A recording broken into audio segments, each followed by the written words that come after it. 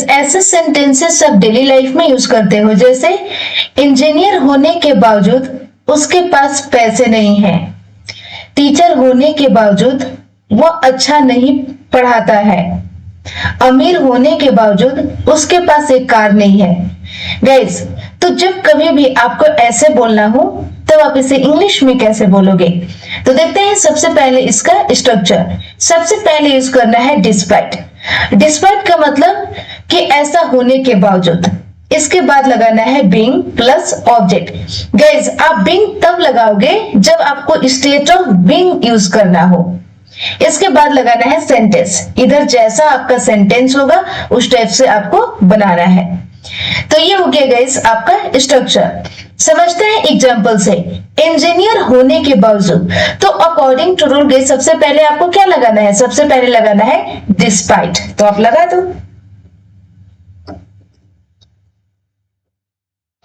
Despite.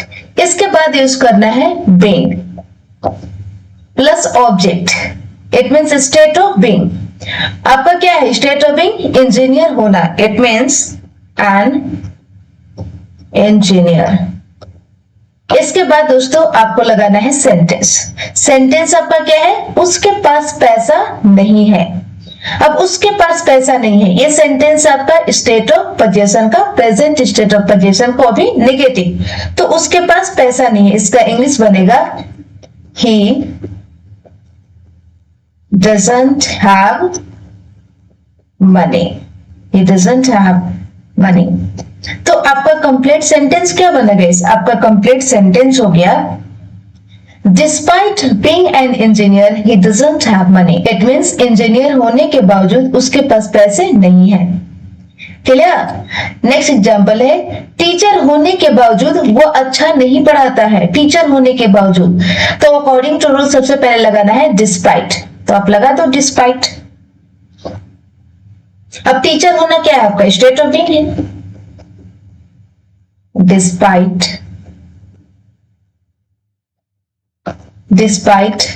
Being a teacher. इसके बाद लगाना है according to rule sentence. Sentence आपका क्या है? वो अच्छा नहीं पढ़ाता है। ये सेंटेंस है प्रेजेंट इंडेफिनिट का, अभी नेगेटिव सेंटेंस है, तो वो अच्छा नहीं पढ़ाता है। It means he doesn't teach well. तो आपका कंप्लीट सेंटेंस क्या हो गया गाइस? आपका कंप्लीट सेंटेंस हो गया despite being a teacher he doesn't teach well. It means teacher होने के बावजूद वह अच्छा नहीं पढ़ाता है।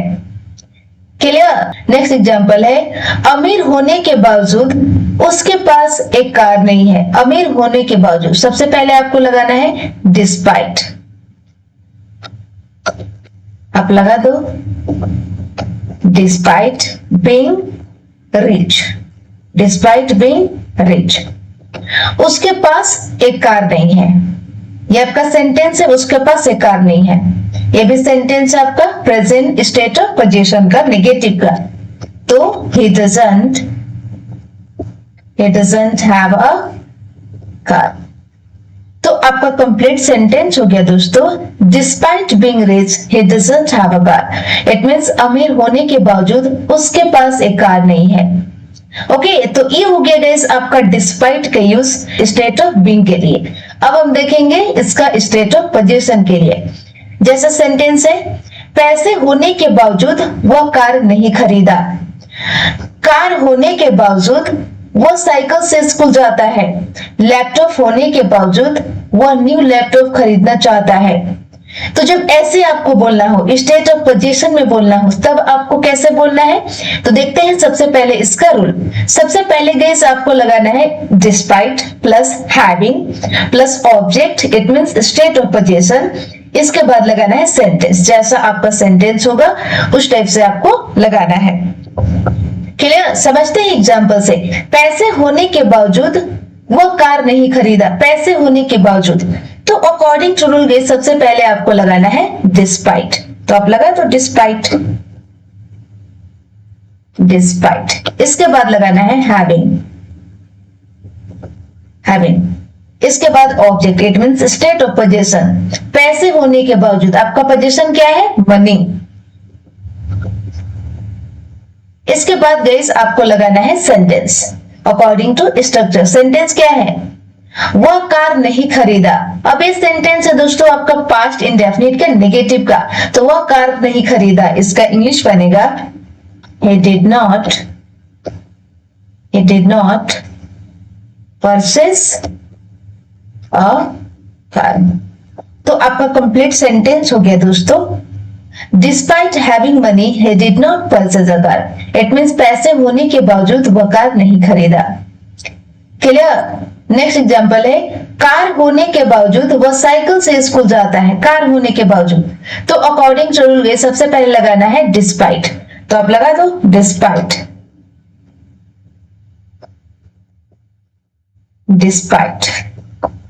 इसके बाद यूज करना है हैविंग, प्लस लगाना है object, it means state of position. Car होने के बावजूद, it means despite having a car. इसके बाद लगाना है सेंटेंस। आपका सेंटेंस क्या है? वह साइकिल से स्कूल जाता है। यह सेंटेंस है आपका प्रेजेंट इंडेफिनिट का, तो वह साइकिल से स्कूल जाता है, it means he goes to school by cycle. तो आपका कंप्लीट सेंटेंस हो गया दोस्तों, despite having a car he goes to school by cycle. It means car होने के बावजूद वह साइकिल से स्कूल जाता है। क्लियर? नेक्स्ट एग्जांपल है लैपटॉप होने के बावजूद वह न्यू लैपटॉप खरीदना चाहता है। ओके, लैपटॉप होने के बावजूद, तो अकॉर्डिंग टू रूल सबसे पहले आपको लगाना है डिस्पाइट। आप लगा दो डिस्पाइट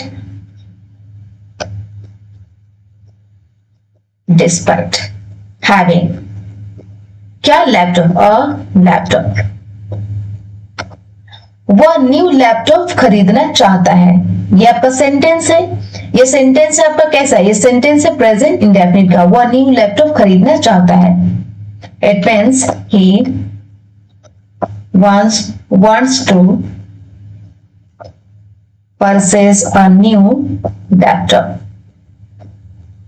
तो आपका कंप्लीट सेंटेंस हो गया दोस्तों, despite having a laptop he wants to purchase a new laptop. It means laptop होने के बावजूद वह न्यू लैपटॉप खरीदना चाहता है। क्लियर?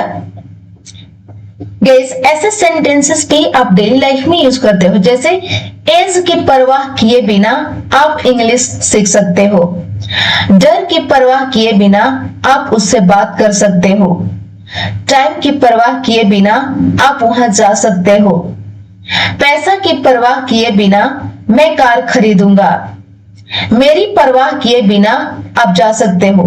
गाइस, जब आपको ऐसे बोलना हो कि किसी चीज का परवाह किए बिना, तब आप इसे इंग्लिश में कैसे बोलोगे? तो देखते हैं सबसे पहले इसका structure.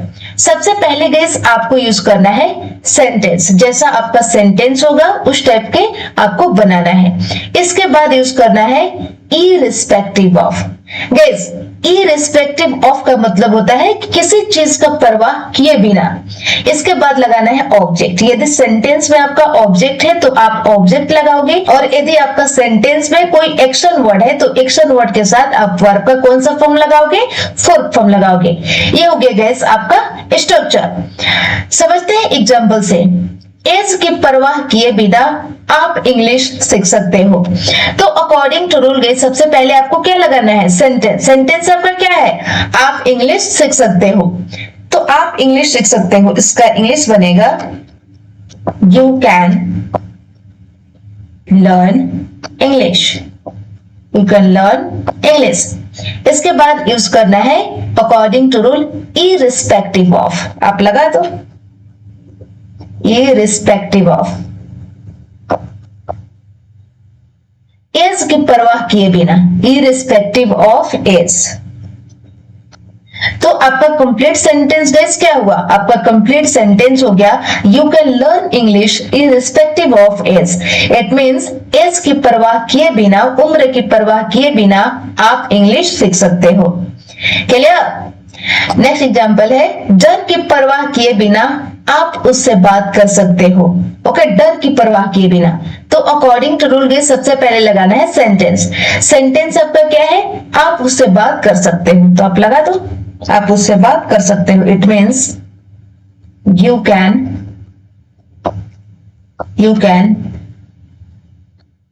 talk to him or her। इसके बाद लगाना है irrespective of,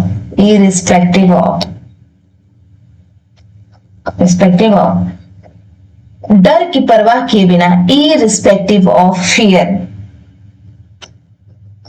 तो आपका कंप्लीट सेंटेंस हो गया दोस्तों, you can talk to her और him irrespective of fear। It means डर की परवाह किए बिना आप उससे बात कर सकते हो। क्लियर? नेक्स्ट एग्जांपल है, टाइम की परवाह किए बिना आप वहां जा सकते हो। तो अकॉर्डिंग टू रूल गाइस सबसे पहले लगाना है सेंटेंस है आप वहां जा सकते हो। It means you can go there. इसके बाद लगाना है irrespective of, according to the structure, irrespective of। अब किसकी परवाह किए बिना? टाइम की परवाह किए बिना, तो irrespective of टाइम। तो आपका कंप्लीट सेंटेंस हो गया दोस्तों, you can go there irrespective of time.